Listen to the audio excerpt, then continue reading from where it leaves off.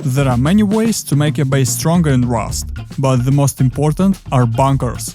And because many of the most popular types of bunkers have been fixed in the recent updates, I think now would be a good time to show you all the bunkers that still work in 2025. As some wise man once said, give the man a base, he will play for a wipe. Teach him how to build, he will play all wipes. That's why in this guide I'll show you how each one of these bunkers works and tell you about their advantages and weaknesses. To save your time, I'll only cover the most important things, so if you want more info, I left all the links in the description. Before we begin, make sure to hit that like button below, subscribe to the channel and check out today's sponsor. Rustly is one of the fastest growing Rust websites with a lot of games to play, many deposit methods including skins, cards and crypto, and instant withdrawals with a store full of skins. You can claim 5 free cases by using code STELIC or clicking the link in the video description. You can battle against real players or bots in games like Case Battles, Coin Flip and even Minefield and win cool skins. And if it's not enough for you can get a lot of bonuses and free cases every 24 hours. In fact, you can get 5 free cases right now if you click the link in the description or go to rustly.com and use code STELIC. And now, let's get back to the video. The first bunker I want to show you is not one you will find very often, as it's not very convenient. Firstly, because of the special design, the entrance to the base can only be made on the 3rd floor. And secondly, because of the roofs, you lose a whole square inside your base on all floors. But even with all these flaws, it's a solid enough, easy to build, an unusual bunker that not many players know about. Using this base is very simple. First you need to pick up this hatch on the 2nd floor, and then build the roof here as I show. This will open a passage from above, allowing you to go outside. To close this bunker, just build a roof on top and upgrade it into metal. To make this bunker, you need to know in advance where you want to make the exit and build a half wall, a wall on top and another half wall in that place. Next, add a roof here and build up the rest of the base as you like. I'll speed up the process so it doesn't take too long. Finally, on the 3rd floor, build the roof as I show to cover the entrance and enclose it with walls. And that's it. You can also use other base designs with this bunker, so if you're interested, I'll leave a video on how to build them in the description below. And this is a new offset bunker. As you know, the developers fixed this type of bunkers quite a long time ago, but the community found a new way to build them. In some ways, the new method is even easier than the last, because you don't have to make a huge build out with 7 or 8 squares. But at the same time, the bunker itself works as before. To close this bunker, build the ceiling over the entrance and upgrade it into metal. To open it, build a roof on the left. This will open a passage inside. You won't be able to build the ceiling while the roof is standing, but once it's removed, you can easily build the ceiling here. A very simple and reliable bunker. To make it, build 2 squares and throw a rock on one of them.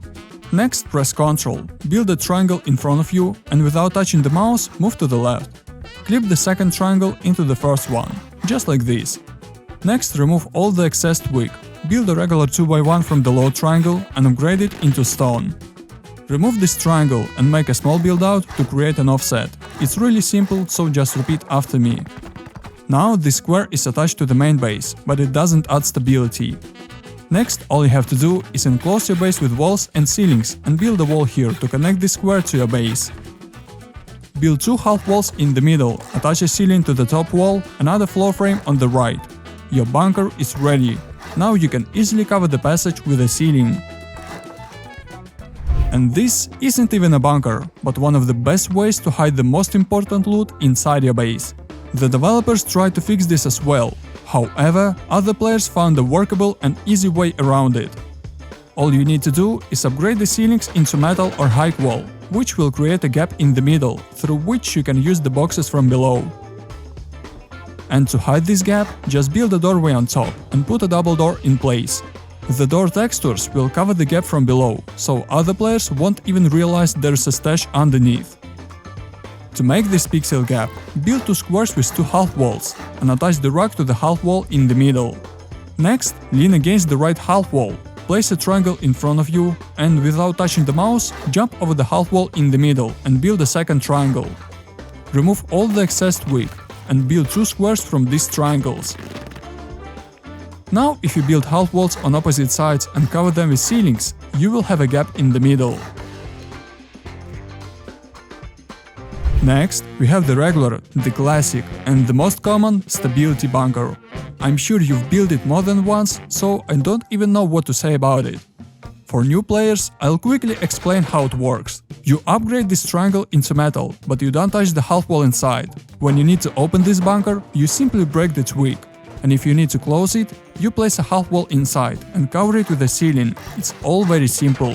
However, if you want to make it even better, you should definitely add honeycombs on the sides, so these two triangles can't be soft-sided. Next, we have stairs bunker. It's very simple, cheap, and you can add it to almost every base. However, most players use this bunker incorrectly. It should not cover the opening to the first floor, as you can still break the twig from underneath with rockets or explosive ammos, thanks to the splash damage. Instead, the stairs should block the first or second doorway, so that raiders can't get into the main core too easily. In this case, you'll make them use a lot more explosives than they expect, as they'll have to break the floor to get down, either the doorway or the stairs themselves. If you like to build large bases, you can use roof bunkers. It takes up quite a bit of space, but it's worth it, because you get excellent protection for a very cheap price. To open it, break the wooden foundation. This will open a passage outside. To close it, build a square here with a roof on top and upgrade it into metal or high wall. If you don't upgrade the foundation into wood, it can easily be broken from the outside, making the bunker completely useless. Also, this bunker can easily be broken if you soft-side the high triangle next to it. To avoid this, add a honeycomb with half walls on top. This will make your base much stronger. If you like to build small bases, you should definitely use Vending TC Bunker, because it's the best thing for solo players. Not only do you get extra protection for your TC, but you also get even more storage space, which can be critical in small bases. The vending machine also takes up very little space, so it can be placed anywhere. To make this bunker, place the TC a little past the doorway in the middle, just like this. Next, take the vending machine, rotate it and place it as close to the doorway as possible. And that's it. To give your TC even more protection, you can also fit a door inside. Another thing you can do with vending machines is vending roof bunker. There is simply no easier method to save your loot. However, this is very dangerous, because this loot can be stolen without using any explosives. This can be done either with a copter if you open the vending machine at a certain angle, or with a bicycle if you drive it as close to the machine as possible. To use this bunker, simply build a roof next to the wall to access the back of the vending machine, and to close it, remove the roof. Next, we have the Freehand Bunker. The name speaks for itself. You simply build a square as close to the base exit as possible and you get a bunker. To get in, you need to build a roof on the outside, and to get out of the base, you also need to build a roof, only inside. It's not a bad bunker, but it's hard to expand later, so it's ideal for a starter base.